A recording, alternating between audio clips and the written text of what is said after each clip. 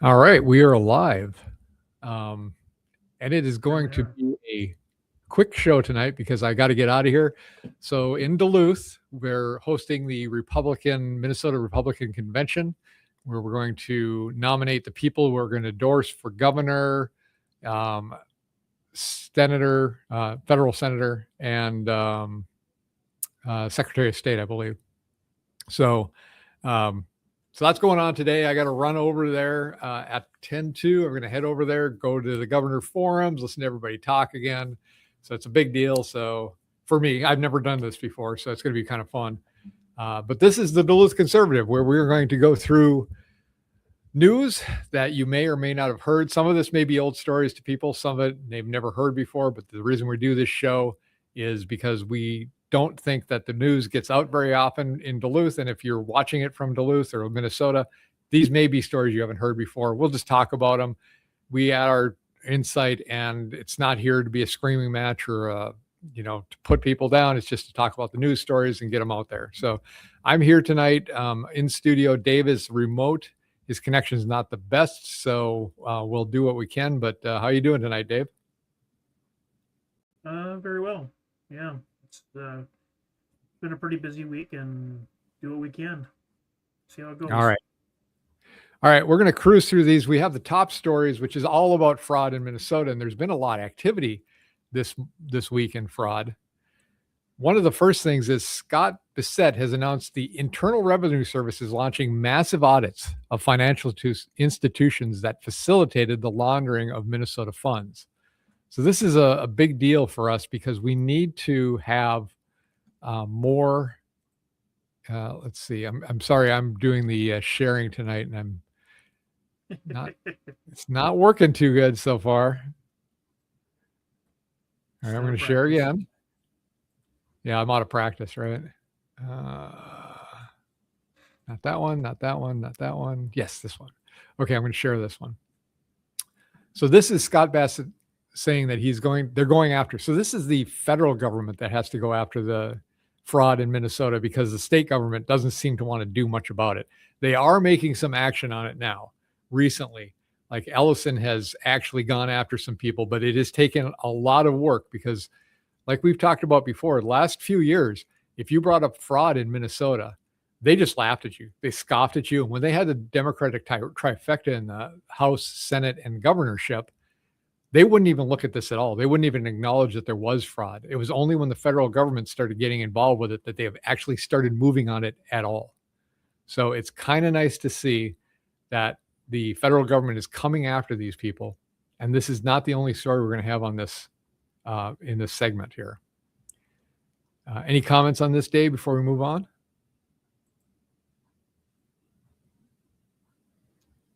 The only one I know is there's the TPS USA news reporter was assaulted in front of the ICE office. As soon as they found out she was from TP USA, they assaulted her. Well, the local government wouldn't press charges on these people. The federal had to come in and press charges on these people. So it does show you what kind of how useless our attorney general is, and same with Bloody Mary. She's in the same boat. So it's kind of a pattern. It's good the feds are stepping in. Right. Yeah, I agree. So it's nice to see it. And here's some kind of case in point here. This Minnesota Judge Nancy Brasel just sentenced a Somali Feed Our Future fraudster who stole $5.6 million to 6 months in prison. There is a amount of money that you could give me to spend time in prison, and 5.6 million might cover it. This is just nuts that this woman keeps letting these guys go. So 1 year sentence after she gave another Somali fraudster a 1 year sentence. So let's listen to this, 12 seconds. Ms. Jama, do you have any comment? Judge Nancy Brasel said that Zamzam Jama was one of the least culpable defendants, and she doesn't think that she'll see Jama back in federal court for another crime. Ms. Jama. So that's nice of her. At least she doesn't think she'll come back for another crime. Well, but if ICE deports her, yeah, she won't be able to. That's true. And we have another one where 2 women have been arrested. I'm going to share this one too. Boy, I like it a lot better when you do this, Dave, because it really is tough for me to do both. So these women gamed autism services programs to the tune of millions. These 2 Minnesota residents, who I'm guessing are from Somalia. They look like they might have been born there, given these names. And I don't have any dollars for taking care of billions and billions of dollars. And I just said, he said, you haven't seen anything yet. Just said that. And, if he does really great, we'll have a balanced budget without having to do anything. This is the kind of money they stole. They're crooks. They're thieves. And I hope that Todd is going to do a real job. These are crooked people. These are thieves. This isn't like a mistake. Just talking about one person, he got hundreds of thousands, millions of dollars for securing one man, for taking care of one elderly man. He was a service. He got paid millions of dollars for taking care of one man. Total crook. They're all crooks. The Somalians, what they've done to Minnesota, the Somalians, they're crooked as hell. Ilhan Omar, crooked as hell. They're all crooks. And we got them. Now we're putting the clamps on. But boy, I tell you, that's an impressive group of guys that you have behind you. So I will be happy to actually see it. We've talked about this before. They talk about, we're going to do it. We're going to take care of it. We actually want to see people in jail. And these 2 got arrested, which is great to see.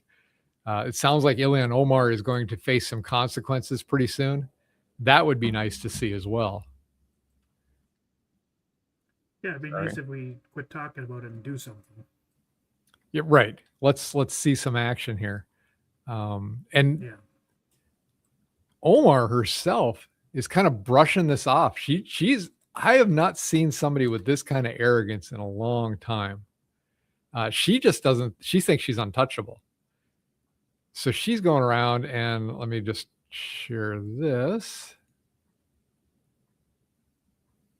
I'm sorry. I am just inept at this. So Omar shrugs off Nancy Mace's bill to ban her, other foreign-born polls from Congress. So she seems to be untouchable, and the problem is, I think she might be right. She has not faced any consequences. They've talked about having all this evidence about her being fraudulent about her immigration status and her immigration papers. They've talked about her illegally marrying her brother, which I don't know if she did that or not, but they've talked about all this stuff and they say they have evidence, but I have not seen her face any consequences yet. I'm really looking forward to her facing some consequences. If she came in here illegally, they could actually repatriate her back to her own country.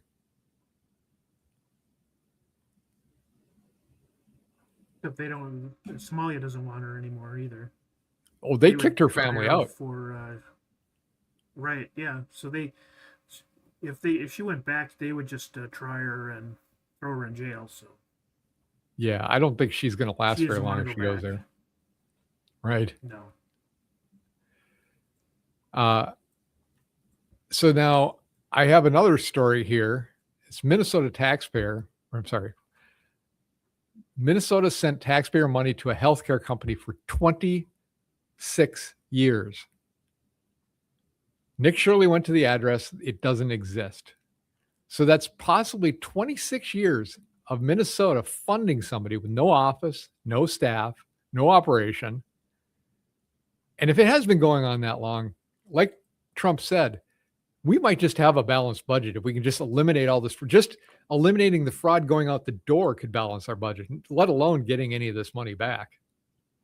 Right. It's unbelievable how much they've taken advantage of the taxpayers of Minnesota. So to put this in perspective, you're going to work. You're working till mid-April for the government before you start earning money for yourself if you work all year long. And what you've been doing is paying that to people who just rip it off and live in luxurious lifestyles, millions of dollars. They're they're buying luxury cars, condos. There's places that I've heard of where they're building things on the beachfront property in the Sudan, in Egypt. And yeah, we want our money back. Oh, put this on. Right. I want my money back. Yeah, so do I. And, I don't want it to go out any further. And if we don't have it go out any further, maybe we balance our state budget and maybe get some money back. Remember, they had an $18 billion surplus 2 years ago. They spent all that, raised the taxes $10 billion, and now they're projected to have a debt next year, a deficit. So the spending is out of control in this state.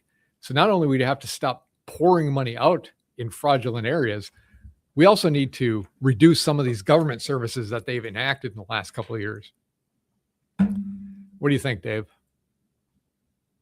Yeah, I was looking at the person's comment. His handle is poor dirt farmer. I was thinking, yeah, that it's time for the DFL to get rid of the F and the L, because they're not for labor and they're definitely not for farmers. They've been destroying the farmers. So this guy is right. I mean, or female, I don't know if the background, but they're just railing on the farmers. And yeah, he's right. He deserves a ton of money back. Right. It should be the DTC, Democrat Twin Cities, because that seems to be the only place they actually spend any money. Yeah, that's anything north of there they don't care about. They want it their little wilderness area. Right. Oh. And so we talked about Nick Shirley. Nick Shirley is a young guy that has been uncovering fraud. He started in Minnesota and he's been going off to California. Well, California just voted to pass AB 2624, also known as the Stop Nick Shirley Act. The bill puts journalists at civil risk for investigating fraud and makes it harder to expose fraud in immigration support services, including NGOs, nonprofits, and healthcare facilities that receive hundreds of millions of dollars from the state of California each year. The bill would make it criminal to expose fake hospices in LA or the Somali Leering Center in Minnesota if they then claim reasonable fear and the business owner gives a written demand not to post the video. So they are trying to make it harder in California to actually report on fraud. Now, I don't know how they're going to actually get this through a First Amendment challenge. There's just absolutely no way they can do it. But this is California. And this is the problem, too, with California making everything a referendum, which it seems like they're trying to do in Duluth now with Lester Park and some other stuff. But why would you support a politician that is trying to pass laws that make it harder to expose fraud in your state if you're a taxpayer, especially? I mean, my God. Right. Which brings up the problem of the governor's race and the mayor of Los Angeles. You know, okay, so they do. So what if they do return Republican? Then what? You still have, you know, your Jason's still all Democrat, and they're going to make sure that nothing gets through. The same with the city council; they're going to stop everything that the mayor does. So, yeah, but sure, they're Republican, but then what? Everything's going to get stalled. So, it reminds me a little bit about the officer inspector general in Minnesota, where they have taken it from reporting to an independent advisory committee to the governor. So this is the Democratic bill. And why would the Democrats do that? Well, because they assume they're going to win the governorship. And therefore, they're going to have the IG office reporting to somebody who is, well, when this office seems to have been involved with a lot of this fraud the last 8 years, why wouldn't they expect it to be going forward after this? All right. So that's kind of the fraud section of the top stories. I want to talk a little bit about what just happened in some primaries across different states, just so you keep hearing that Trump's losing support, or I keep hearing it from mainstream media. Trump is losing support from the Republican base. But a couple of things. Ken Paxton, who is endorsed by Trump, defeated incumbent Senator John Cornyn in Texas. Cornyn becomes the first Texas Republican senator to ever lose his party's nomination. So that was one. And in fact, I'll go through a couple more, but what happened was, I guess Donald Trump's endorsements were 100%. for governor and senators. Yeah, that's what I heard. If he endorsed him, they won. 181 endorsements, and every single one of them won. Yeah, so if his support 181 is is a going lot. down, you're not seeing it in the results of the elections and the primaries. I don't see that as the case. If his support was going down, his endorsements wouldn't mean anything. That's like a Joe Biden endorsement in the Democrats. I don't think it was helping people at the end. Right. Mays Middleton defeated Chip Roy in the GOP primary in Texas for the AG and will now be the nominee. And this is a fun one. This isn't a Republican. Representative Al Green. You remember this guy, Dave? He's the guy that would take a cane and scream at Trump during his State of the Union addresses. He lost his Democratic primary in Texas's 18th congressional district. It's going to be kind of sad to see this guy go because he was fun for entertainment purposes, nothing else. Yeah, he lost 70 to 30%. So they really didn't want him. Right. Even the Democrats are tired of his BS. Well, he just didn't seem to do very much except for cause problems. And that, it's fun for entertainment purposes, but don't you want somebody who's going to be in there and be able to actually get something done instead of just fight everything? I mean, I'm so tired of just say no politicians that just, we can't have it. We can't do this. We can't do mining. We can't do, a data center, which I understand the problems with data centers. And maybe that's a good thing to stop them, but you got to have that conversation. But aren't you tired of politicians that are just stopping any kind of business, especially in Minnesota, coming in here and helping the tax base? We want people that actually can get stuff done and represent us in our needs. Case in point with the data centers. If you don't know that your constituents don't want a loud humming noise next to their house or bright lights, well, you're not a very good rep. Yeah, you should know the pros and the cons of a data center before you even start the conversation. So. Yeah, that should be the going in. I mean, if you can't get through the initial hurdles, just don't even bring it. Just tell your people, I talked to them. There's no way. Right. And I'm bringing up this last thing in this top stories section, and I haven't got the link. I think I got this from, I'll find out the news story I got this from. There's a woman that is coming around and she's saying, be loud in your dissent, defending the First Amendment. She says she's discussing the First Amendment and Constitution. She said it's under attack. So I agree. You need to protect the First Amendment. She's the CEO of North Dakota News Corporation, and she's a staunch advocate for the First Amendment rights. And she said, we've seen growing suppression of dissent. Activists and academics are being arrested and deported. That shocks me. I don't know what she's talking about there. Activists and academics are being arrested or deported. So do you know of any stories, Dave, of an activist being arrested or deported because they said something against the government? The only people I know of that are being deported are illegal aliens, or if you're causing, destruction. I don't know of anybody being arrested just because they're saying something. That's a UK, England problem. Yeah, an England problem, right? Government critics do face retaliation, and our free press is being smeared, silenced, shut out by the people who benefit most when the truth is hidden. She emphasized that this is not a Republican or Democrat issue. It's about the U.S. Constitution and freedoms and protections it gives us. So I want to say that, yes, I agree with that. We cannot have people taking people down because they exercise their First Amendment rights. And I don't know of anything about this arresting and deporting people for talking about it. I do know that we have had this problem, and it is not just a Republican or Democrat position. My question is this, having read this, do you remember when the Democrats under Biden tried to set up the office of basically misinformation? They tried to get the department going. They put a woman in charge, and she got knocked out right away. It got nowhere. I never saw this woman write about that. I heard about that. I didn't see her write about it. I didn't hear anything. I looked it up. I can't find anything that she's done. So Sabrina Halverson, if you have an article about when Biden did this and how you opposed that, I would like to see it. I'm not saying you didn't do it because I can't find everything. I'm just saying that it's really interesting that you're coming up with this now after 4 years of the Biden administration and what happened with COVID and all the suppression around that, and the Russian hoax stuff, or the suppression around that. So just saying that I agree with you in principle. I would like to see how you opposed the Biden administration in the same kind of stuff, because they actually did try to put a department together that would suppress free speech.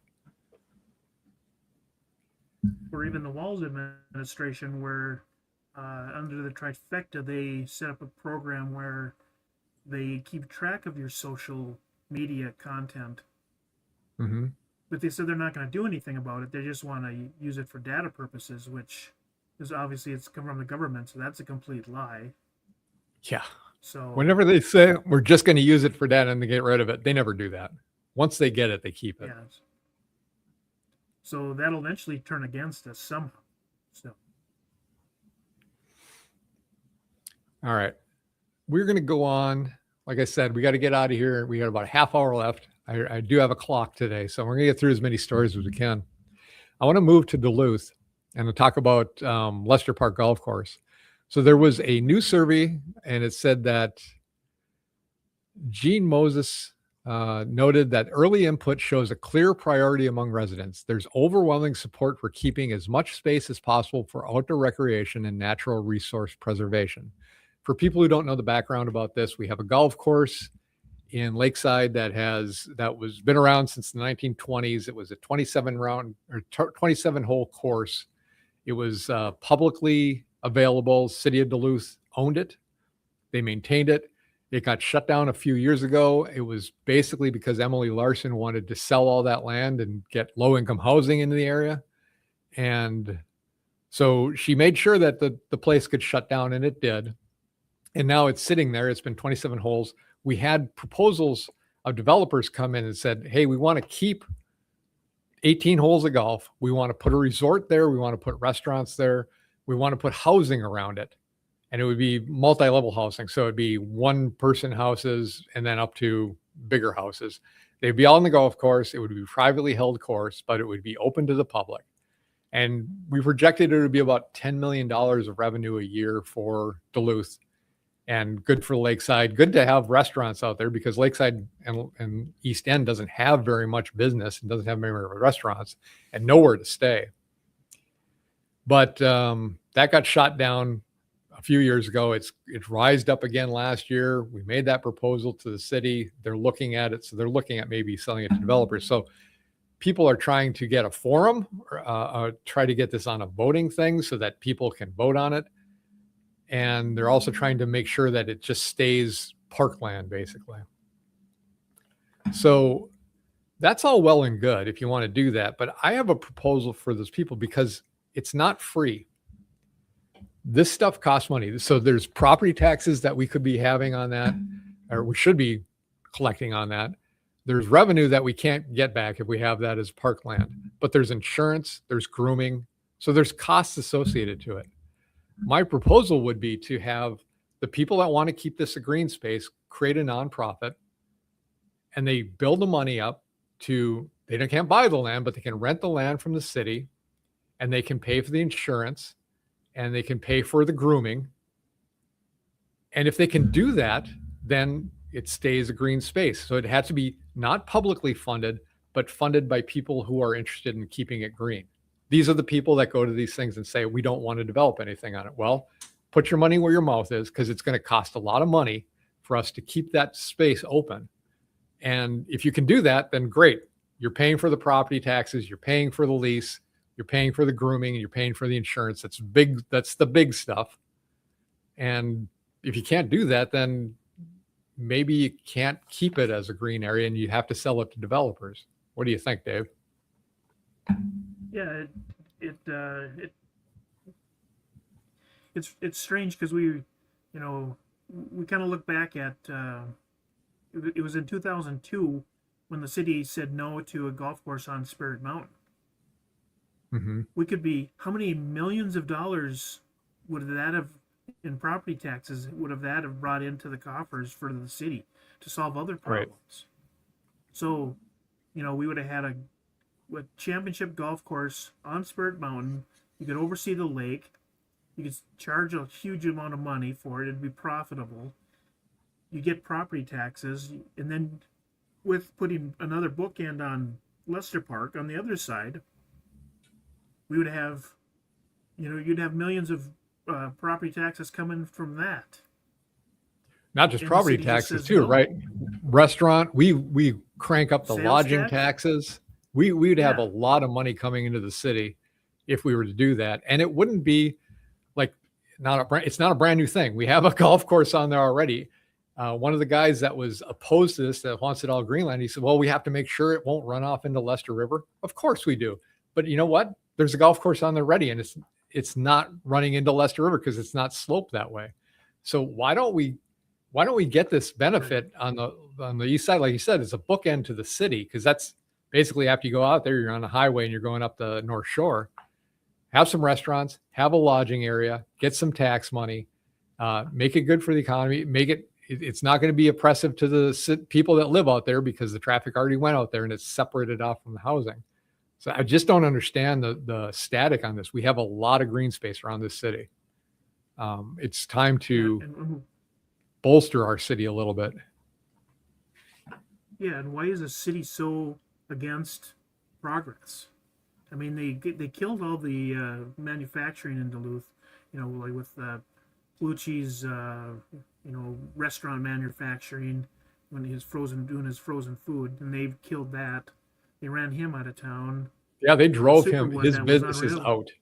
They drove his business down Yeah. to Florida, I think, right? Yeah, and then Superwood they were on Railroad Street down. They basically threw them out of the city, and now they won't even replace it with a tourist thing, which they want the city to be. You had two golf courses that could have been making millions of dollars, and have housing and restaurants and golf, and they've killed both of them. I don't get, Right. They're just looking at a dying city and they're not doing anything about it. And I talked to the developer. I didn't talk to him personally. He presented to a group I was in. They wanted two things. Well, they wanted three things. They wanted the city to sell them the land, which has passed now the city council. They could get the land at this point, because that was a big hurdle for the last time when they tried it 20 years ago. Number two, they needed potable water. They didn't need anything else. They just needed the water because they don't have enough up there. And three, they wanted the trails and the park system. So this is what people want. They want open area. They wanted those trails to be attached to their system. So they wanted the lake walk to actually go to their resort, because they want to drive people in, and they wanted trails from the neighborhoods to be able to go out there so they could walk around. That was it. That's what they asked for as a city. And if they would have done it right, the city could have done that. And they also put a time limit on it and said, you have to show, progress points along the way, and say, if you don't hit these progress points, there's going to be penalties of some sort. And if you can't get it done, we get the land back, and all the money you paid into us is gone. You lose it all. That incents them to get it done. And it gives us a way to get the land back, and not just have, what we have on the Central Hill, where Old Central was, where they demolished a building and now it just sits there. Right. Well, we'll see what comes of this. I would like to see the resort out there. I think it would be great for the city. Yeah. We gotta get some logical thinking people to show up at these meetings. So. Well, I saw a letter to the editor in the Duluth News Tribune, and it's some guy. Well, he's not talking about Lester Park. He's talking about mining up north in the Boundary Waters, but he's kind of along the same lines as these guys I saw in Lester Park. You can't do it. There's absolutely no way we can do mining up there. It just can't be done. Well, he doesn't even live in this state, but he's, adamantly going to oppose it, although he lives out in Denver or wherever he lives. Well, we don't really care what you think, buddy. You're not here. You may go to the Boundary Waters once every 20 years. We care about it. I care more about a person that lives here and lives up north or goes there all the time than I do about a guy from another state. But these are exactly the kind of guys that will oppose it at every turn. Yeah. Okay. Oh, TikTok, 20 minutes. A couple more Duluth things. There was a man convicted of murdering 3 Duluth men in 1994. He appealed his sentence in 2025 on the grounds that it was illegal. St. Louis County District Court Judge Nicole Hops agreed and corrected it by imposing a longer sentence. So your all-time classic backfires here. And I like it. I like that she found that, gave him a longer sentence if that's the case. I mean, if he murdered 3 people and apparently what the story said was he went to this party, he got offended about something, I don't know what. He went off, got a gun, came all the way back and then shot the people. That's premeditation. So yeah, I don't think you're getting away from that no matter what. I don't think it's illegal. Right. I don't know what happened here, Dave. I lost all my links to some of these things. I was going to put this other link in. You heard about this plane that got struck multiple times with gunfire? This guy, Portage Township resident Daniel Petit, was arrested on suspicion of shooting at a firefighting airplane as it flew near his home. The pilot discovered bullet holes when he landed in the rear rudder, the left wingtip, and the left rear trim tab of the aircraft. Petit was charged with second-degree assault with a dangerous weapon and intentional discharge of firearm that endangers the safety of another, both felonies. He's told investigators he was shooting at crows. I think the guy might need to have a little pattern diagram of what a crow looks like as opposed to an airplane. That may help him. I don't want to say too much about this guy because I saw pictures of him and I don't want him coming after me. He was apparently a sovereign citizen, and he looks like a guy he might just not be one. He may not be a guy you'd want as your neighbor. I'll just put it that way. Yeah. All right. We'll move on. Minnesota news. I'll put this up. Just let me bring it up and I will share it. So basically this was on Memorial Day, and you know who Jacob Frey is, or Fry. Is it Frey or Fry? How do you say his name? I think it's Frey, but everyone calls him Small Fry. So Small Fry? Okay. Well, let's call him Jacob Fry. it's close enough. And Jacob wrote on Memorial Day, today we remember George Floyd, who was murdered, untrue, by a former Minneapolis police officer 6 years ago. That moment changed our city forever. Yes, it did, because you allowed it to burn. But yeah, Memorial Day is not about George Floyd, as much as you want to make it. And from my understanding, George Floyd died of a drug overdose. He was not murdered by the police officer who held him down. So he may not know facts, but this is Jacob. I mean, we've seen stuff from him before. He's not the, let's say, the brightest bulb on the tree. Let's see. Ooh, here's a good one, Dave. You're gonna like this. Minneapolis police chief, and I love his name. It's Brian O'Hara. I know that you have to say it. If somebody's got an ethnic name, you have to say it with their accent. So Brian O'Hara was Minneapolis police chief. I think I want to say he's from New Jersey or St. Louis. Well, he's resigned. He's chosen to resign rather than face disciplinary action for interfering with an investigation into his conduct. So this guy, I've been following him for a while. He's been a pretty major problem with the city. So it's good that I think it's good that he's going to be gone. The thing is, where are we going to get our next police chief in Minneapolis from? We're going to get it from what? St. Louis, Chicago, Detroit. Well, They can't take it from Minneapolis, apparently. I guess we don't have any good people. What's that?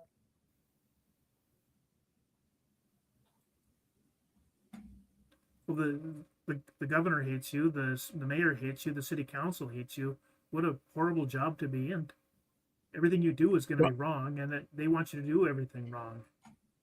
Trust me, this guy was in line with those guys. This guy was all in with Jacob. He was a disaster. Yeah, He wasn't the guy that was doing the job. He was the one doing the job for the governor and the mayor.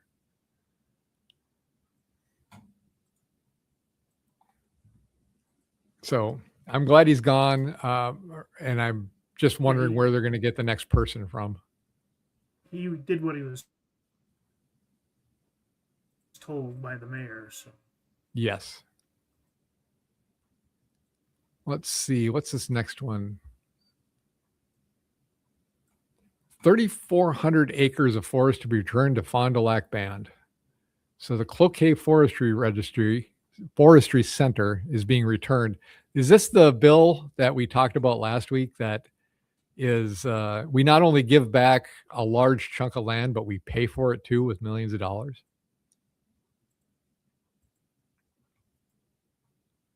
we talked about it after the show because we didn't have a lot of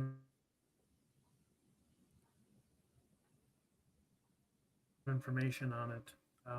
But yeah, this is the bill. It got jammed into the omnibus bill.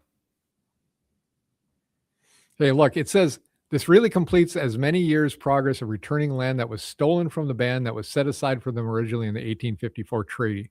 Okay, well, if it was supposed to be theirs in 1854, then they should get it back. That's fine. I have no problem with that. I don't understand why we're paying millions of dollars to them to also do it, but that's a different story. And they don't mention the money in here. They do mention Kozlowski themselves. Apparently, this is some sort of royalty. I've been working on the legislation during their time there. Well, that's hard to read, man. But yeah, it wasn't very well written, but like I said, if this is land that was, taken from them, that was set aside from them in the treaty, then they should get it back. I got no problem with that. If it's within the bounds of the reservation already, I don't know why it wouldn't be theirs. So fine, give it back. Don't pat yourself too hard on the back though about giving back land that you took. the problem is it was a standalone bill that she wrote, and it did make it out of committee, so they jammed it blindly into the omnibus bill because it had money involved with it, and then it got passed because everyone voted for the omnibus bill, even though nobody had time to read it.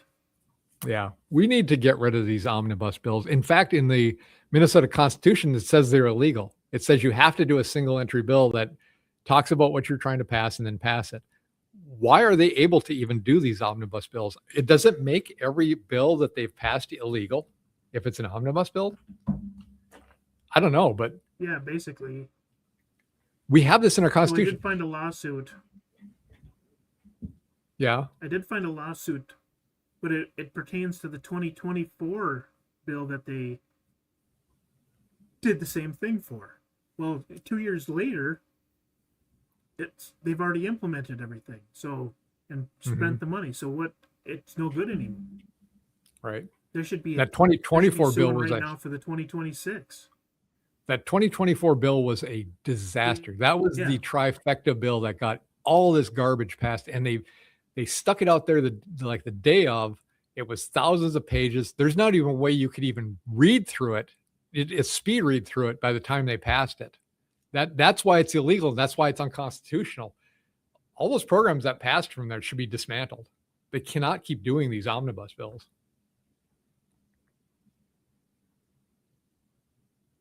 Yeah, so they need to sue a lot faster. Okay. We'll move on to Minnesota news. Oh, man, we got a lot of stuff to still do. Well, we won't get through it. I'm going to put a hard stop on this in 10 minutes. No. Angie Craig won't seek DFL endorsement for U.S. Senate run. She said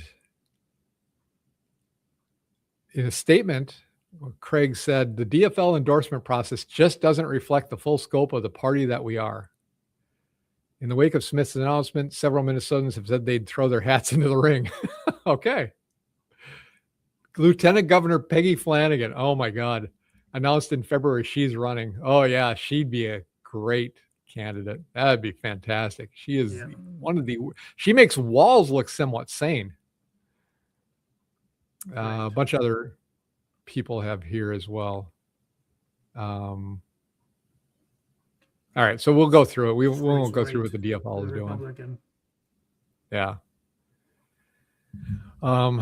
There was a Republican. He's trying to get Tina Smith's position and some other chick that's never going to happen. So I'm going to go on to national news.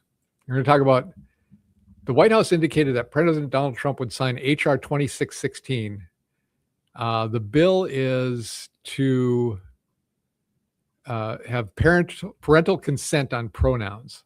So to make sure that parents have consent in schools when the pronouns are being changed by the schools.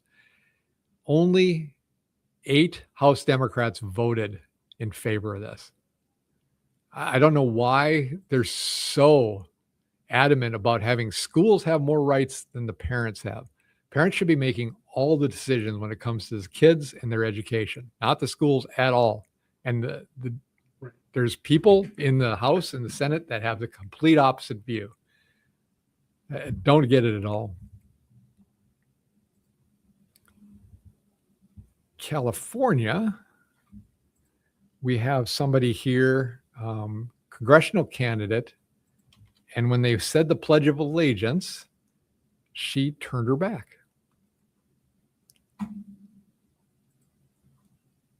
And I think there's a video that goes with it. No, I won't show it. I'm just going to tell it. I'm going to tell it here.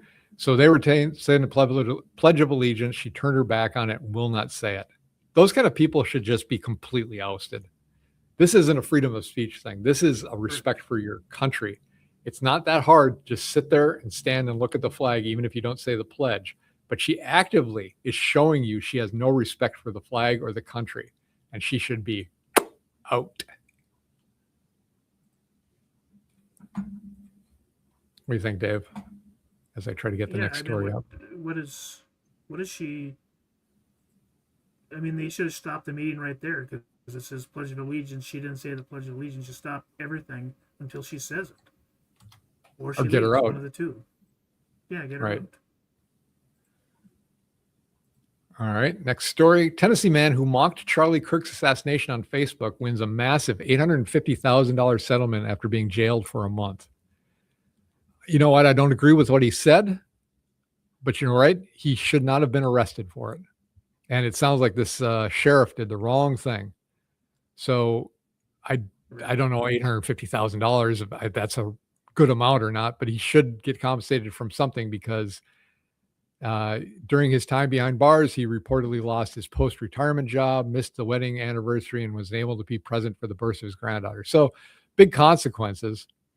And the sheriff arrested him, and he shouldn't have. You can't arrest people just because they express an opinion of something you don't like. Yeah, freedom of speech. Back to First Amendment. It's to protect the stuff you don't like. Yeah, that's the hard part about it. That's the hard part about living in a free society is being able to let people do things, or don't try to stop people from doing things they like to do, even if you don't like them. Right. I'm going to skip one and I'm going to go to the next one because I like it so much. We'll add this to the stage. Women's Museum bill collapses after Democrats revolt over biological woman language. So they had the audacity, I think the Republicans did this, of trying to put in the bill that it was going to be something for biological women only. And you can't have that, apparently. No. So I won't play the video. I just thought it was kind of amusing that there's another snit about people being called biological women and men who just want to jump onto the bandwagon, apparently think they can be women and be in this thing. I told you, I think I told you after the show last night, you know, I've seen an Elvis impersonator. He sounded like Elvis, looked like Elvis, did all the moves. I knew it wasn't Elvis. He knows it wasn't Elvis. He's an impersonator, Yeah. very much like this. Let's see. I don't think we'll just breeze through a couple of these because we got 4 minutes and I'm walking out the door. Ivanka Trump was targeted for assassination. That is just another assassination attempt. I think I read something that said that Donald Trump accounts for 20% of the total amount of assassination attempts on U.S. presidents through history. Good God. Nice. Right. Let's see. ExxonMobil shareholders just approved at 71% to leave New Jersey for Texas. They incorporated in there in 1882, and after 144 years, they're leaving because of taxation. Take note, Minnesota. This is what happens. You tax these guys to death, they're going to leave. The companies are going to leave and take all their revenue with you. And you may try to fight it or try to do some kind of poison pill so they can't leave. It won't work. They'll leave. Yeah, that's the business's job. If they're getting overtaxed, they leave. That's just the way They it have to. works. Yeah, you can't. Yeah, You can they only have to. you kill the golden goose. There's a whole reason behind that. Okay, Yep. I'm moving on to the last topics because I've got a 3-minute mark. But I'm going to put this up here. It's a minute long, and then we're going to talk about the word of the day. So you ready, Dave? Here we go.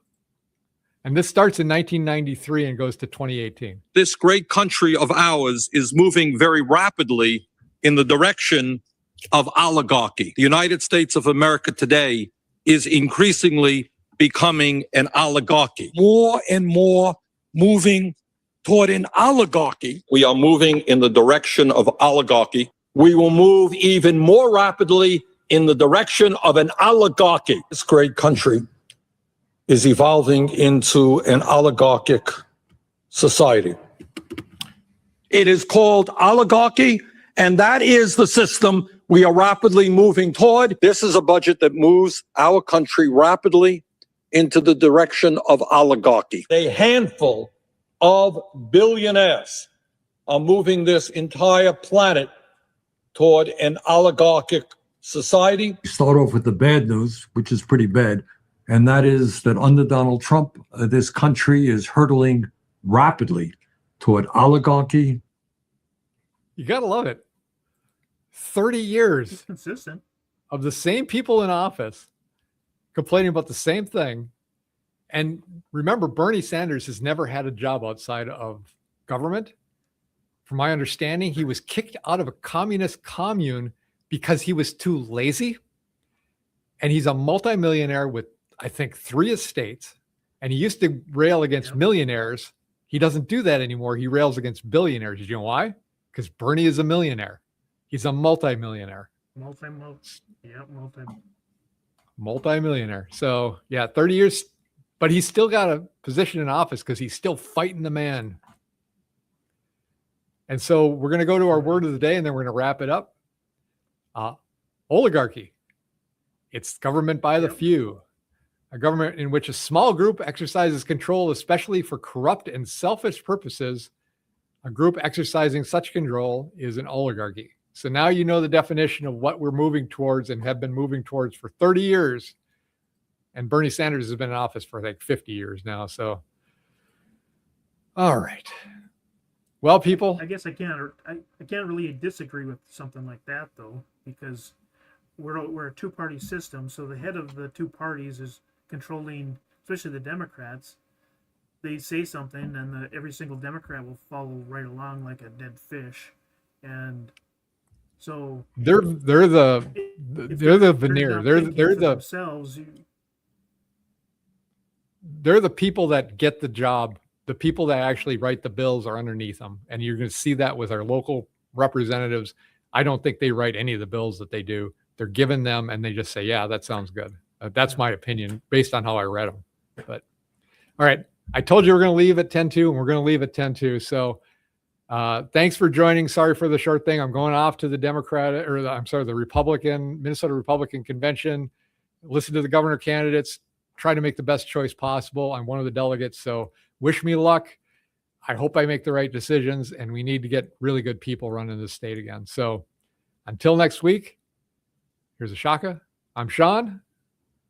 I'm Dave. This has been Duluth Conservative. We will see you next week, probably at the regular time. And I tried to run the media for this song, and it's not running. So we're just going to go out dry. So see you guys next week. Here's something. We're good.